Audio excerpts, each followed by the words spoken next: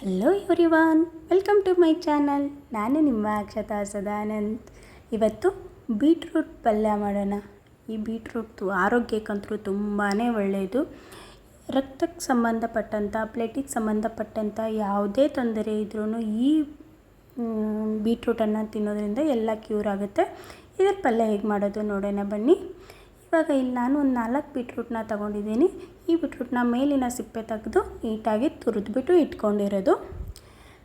ಮತ್ತು ಇದಕ್ಕೆ ಒಂದು ಈರುಳ್ಳಿನ ಕಟ್ ಮಾಡಿ ಇಟ್ಕೊಂಡಿದ್ದೀನಿ, 1-2 ಹಸಿಮೆಣಸಿನ್ಕಾಯಿ, ಚಿಲ್ಲಿ, ಮತ್ತು 1 ಉದ್ದಿನಬೇಳೆ, ಕಡಲೆಬೇಳೆ, ಕಾಯಿ ತುರಿ, ಸ್ವಲ್ಪ ಕಾಯಿ ತುರಿ, ಸಾಸಿವೆ ಮತ್ತು ಜೀರಿಗೆ, ಒಗ್ಗರಣೆಗೆ ಎಣ್ಣೆ, ಕರಿಬೇವು, ಕೊತ್ತಂಬರಿ ಸೊಪ್ಪು, ಸ್ವಲ್ಪ ರುಚಿಗೆ ಉಪ್ಪು. ಈಗ ಹೇಗೆ ಮಾಡೋದು ನೋಡೋಣ. ಮೊದಲು ಒಂದು ಬಾಣಲಿ ತಗೊಳ್ಳೋಣ. ಬಾಣಲಿಯಲ್ಲಿ ಸ್ವಲ್ಪ ಎಣ್ಣೆ ಹಾಕೋತಾ ಇದ್ದೀನಿ. ಆ ಪಾತ್ರೆಗೆ ಎಣ್ಣೆ ಹಾಕ್ಕೊಂಡು ಎಣ್ಣೆ ಸ್ವಲ್ಪ ಬಿಸಿ ಆದಮೇಲೆ ಅದಕ್ಕೆ ಕಡಲೆಬೇಳೆ ಹಾಗೆ ಉದ್ದಿನಬೇಳೆನೂ ಹಾಕೋತಾ ಇದ್ದೀನಿ. ಕಡಲೆಬೇಳೆ, ಉದ್ದಿನಬೇಳೆ ಹಾಕೋದು. ಮತ್ತು ಇದಕ್ಕೆ ಒಂದು ಅರ್ಧ ಟೇಬಲ್ ಸ್ಪೂನಷ್ಟು ಸಾಸಿವೆ ಹಾಕೋತಾ ಇದ್ದೀನಿ. ಹಾಗೆ 1 ಟೇಬಲ್ ಸ್ಪೂನಷ್ಟು ಜೀರಿಗೆನೂ ಹಾಕೋತಾ ಇದ್ದೀನಿ. ಈ ಸ್ವಲ್ಪ ಚೆನ್ನಾಗಿ ಫ್ರೈ ಮಾಡ್ಕೋಬೇಕು. ಸ್ವಲ್ಪ ಉದ್ದಿನಬೇಳೆ ಮತ್ತು ಕಡಲೆಬೇಳೆ ಸ್ವಲ್ಪ ಗೋಲ್ಡನ್ ಬ್ರೌನ್ ಕಲರ್ ಬರೋವರೆಗೂ ಸ್ವಲ್ಪ ಫ್ರೈ ಮಾಡ್ಕೋಬೇಕು. ನೀಟಾಗಿ ಇದು ಫ್ರೈ ಆದಮೇಲೆ, ಸ್ವಲ್ಪ ಫ್ರೈ ಆಗಬೇಕಲ್ವ, ಸ್ವಲ್ಪ ಟೈಮ್ ಹಿಡಿಯುತ್ತೆ. ಇದು ಫ್ರೈ ಆದಮೇಲೆ ಇದಕ್ಕೆ ಕರಿಬೇವು ಹಾಕೋತಾ ಇದ್ದೀನಿ. ಸ್ವಲ್ಪ ಕರಿಬೇವು ನೋಡಿ, ಕರಿಬೇವು ಚಟಪಟ ಅಂತ ನೀಟಾಗಿ ಸಿಡಿಬೇಕು. ಈಗ ಚಿಲ್ಲಿ ಹಾಕ್ಕೊತಾ ಇದ್ದೀನಿ, ಗ್ರೀನ್ ಚಿಲ್ಲಿ. ಖಾರಕ್ಕೆ ಎಷ್ಟು ಬೇಕೋ ಅಷ್ಟು ನೋಡಿ ಹಸಿರು ಮೆಣಸಿನ್ಕಾಯಿನ ತಗೊಳ್ಳಿ. ಈಗ ಇದಕ್ಕೆ ಕಟ್ ಮಾಡಿಟ್ಟಿರುವಂಥ ಈರುಳ್ಳಿನ ಹಾಕೋತಾ ಇದ್ದೀನಿ. ಈರುಳ್ಳಿ ಸ್ವಲ್ಪ ನೀಟಾಗಿ ಫ್ರೈ ಆಗಬೇಕು. ಈ ಸ್ವಲ್ಪ ಕಲರ್ ಟ್ರಾನ್ಸ್ಪರೆಂಟಾಗಿ ಕಲರ್ ಚೇಂಜ್ ಆಗಬೇಕು ಈರುಳ್ಳಿದು, ಅಲ್ಲಿವರೆಗೂ ಸ್ವಲ್ಪ ನೀಟಾಗಿ ಫ್ರೈ ಮಾಡ್ಕೊಳ್ಳಿ. ಸ್ವಲ್ಪ ಉಪ್ಪು ಹಾಕೋತಾ ಇದ್ದೀನಿ ಇವಾಗ, ಅಂದರೆ ಈರುಳ್ಳಿ ಬೇಗ ಫ್ರೈ ಆಗುತ್ತೆ ಅಂತ ಅನ್ನೋ ಕಾರಣಕ್ಕೆ ಸ್ವಲ್ಪ ಉಪ್ಪು ಹಾಕೋತಾ ಇದ್ದೀನಿ. ನೋಡಿ ಹಾಕ್ಕೊಳ್ಳಿ ಉಪ್ಪು ಹಾಕ್ಕೊಂಡು ನೀಟಾಗಿ 1-2-3 ನಿಮಿಷ ಫ್ರೈ ಮಾಡ್ಕೋಬೇಕು. ಆವಾಗ ಈರುಳ್ಳಿ ಸ್ವಲ್ಪ ಟ್ರಾನ್ಸ್ಪರೆಂಟಾಗಿ ಕಲರ್ ಚೇಂಜ್ ಆಗಿ ಗೋಲ್ಡನ್ ಬ್ರೌನ್ ಕಲರ್ವರೆಗೂ ಬರುತ್ತೆ. ನೀಟಾಗಿ ಫ್ರೈ ಮಾಡ್ಕೊಳ್ಳೋಣ. ಇದು ನೀಟಾಗಿ ಫ್ರೈ ಆದಮೇಲೆ ಇದಕ್ಕೆ ತುರಿದಿಟ್ಟಿರುವಂಥ ಬೀಟ್ರೂಟ್ನ ಹಾಕೋತಾ ಇದ್ದೀನಿ.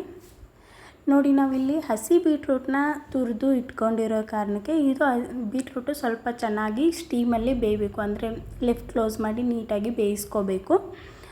ಹಾಗಾಗಿ ಇದನ್ನ ಫಸ್ಟು ಎಲ್ಲ ಒಗ್ಗರಣೆ ಜೊತೆಗೆಲ್ಲ ಬೀಟ್ರೂಟ್ ಮಿಕ್ಸ್ ಆಗಬೇಕಲ್ವ, ನೀಟಾಗಿ ಮಿಕ್ಸ್ ಮಾಡ್ಕೊಳ್ಳೋಣ. ಈ ಬೀಟ್ರೂಟ್ನ ಇದು ತುಂಬ ಒಳ್ಳೆಯದು ಆರೋಗ್ಯಕ್ಕೆ. ಬ್ಲಡ್ ಶುದ್ಧೀಕರಣ ಆಗುತ್ತೆ ಇದರಿಂದ. ಈಗ ನೋಡಿ, ಇದು ಎಲ್ಲ ನೀಟಾಗಿ ಮಿಕ್ಸ್ ಆಗಿದೆಯಲ್ಲ, ಇದಕ್ಕೆ ಲಿಫ್ಟ್ ಕ್ಲೋಸ್ ಮಾಡಿ ಒಂದು 10 ನಿಮಿಷ ಬಿಡಬೇಕು. ಅಂದರೆ 10 ನಿಮಿಷ ಕಂಟಿನ್ಯೂ ಏನು ಬಿಡಬೇಡಿ, ಆವಾಗ ಲಿಫ್ಟ್ ಓಪನ್ ಮಾಡಿ ಸ್ವಲ್ಪ ಕೈ ಆಡಿಸ್ಕೊತಾ ಇರಿ. ಒಂದು 5 ನಿಮಿಷ ನೋಡಿ, ಒಂದು 5 ನಿಮಿಷ ಸ್ಲಿಮ್ಮಲ್ಲಿಟ್ಟು ಬೇಯಿಸ್ಕೊತಾ ಇದ್ದೀನಿ. ಈಗ 5 ನಿಮಿಷ ಆದಮೇಲೆ ತೆಗೆದು ಸ್ವಲ್ಪ ಕೈ ಆಡಿಸ್ಕೊಳ್ಳಿ, ಇಲ್ಲಾಂದರೆ ತಳ ಹಿಡಿಯೋ ಚಾನ್ಸಸ್ ಆದರೂ ಇರುತ್ತಲ್ವ, ಅದಕ್ಕೆ ನೀಟಾಗಿ ಕೈ ಆಡಿಸ್ಕೊಂಡು ಮತ್ತೆ ಲಿಫ್ಟ್ ಕ್ಲೋಸ್ ಮಾಡಿ ಮತ್ತೆ ಒಂದು 5 ನಿಮಿಷ ಬಿಡಿ, ಅಂದರೆ ಚೆನ್ನಾಗಿ ಬೇಯುತ್ತೆ. ಜಾಸ್ತಿ ಮೀಡಿಯಮ್ ಫ್ಲೇಮಲ್ಲಿಟ್ಟು ಬೇಯಿಸ್ಕೊಳ್ಳಿ, ನೀಟಾಗಿ ಬೇಯುತ್ತೆ. 5 ನಿಮಿಷ ಆದಮೇಲೆ ನೀಟಾಗಿ ಬೆಂದಿರುತ್ತೆ.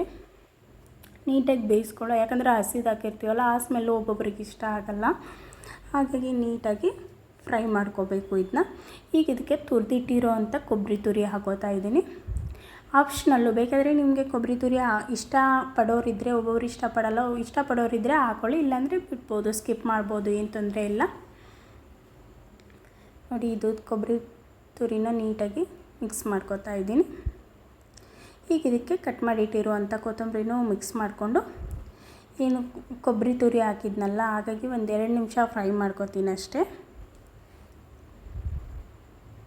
ಈ ರೆಸಿಪಿ ತುಂಬ ಹೆಲ್ದಿ, ಆರೋಗ್ಯಕ್ಕೆ ತುಂಬ ಒಳ್ಳೆಯದು.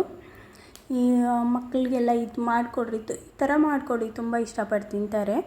ಈ ರೆಸಿಪಿ ನೋಡಿ ಇವಾಗ ರೆಡಿ ಆಗೇ ಬಿಡ್ತು. ಈ ರೆಸಿಪಿ ಅಂದ್ರೆ ಚಪಾತಿಗೆ ಒಳ್ಳೆ ಕಾಂಬಿನೇಷನು. ಬಾಕ್ಸಿಗೆಲ್ಲ ಕೊಟ್ಟು ಕಳಿಸ್ಬೋದು. ಈ ರೆಸಿಪಿ ನಿಮಗೆ ಇಷ್ಟ ಆಗಿರುತ್ತೆ. ಇಷ್ಟ ಆಗಿದ್ದರೆ ಲೈಕ್ ಮಾಡಿ, ಶೇರ್ ಮಾಡಿ, ಹಾಗೆ ಕಮೆಂಟ್ ಮಾಡಿ. ನಾನು ಇನ್ನೂ ಹೊಸ ವಿಡಿಯೋಗಳ ಜೊತೆಗೆ ನಿಮ್ಮ ಮುಂದೆ ಬರ್ತಾ ಇರ್ತೀನಿ. ನೀವು ಮನೆಯಲ್ಲಿ ಟ್ರೈ ಮಾಡ್ತಾಯಿರಿ, ಮಾಡ್ಕೊಂಡು ತಿಂತಾಯಿರಿ.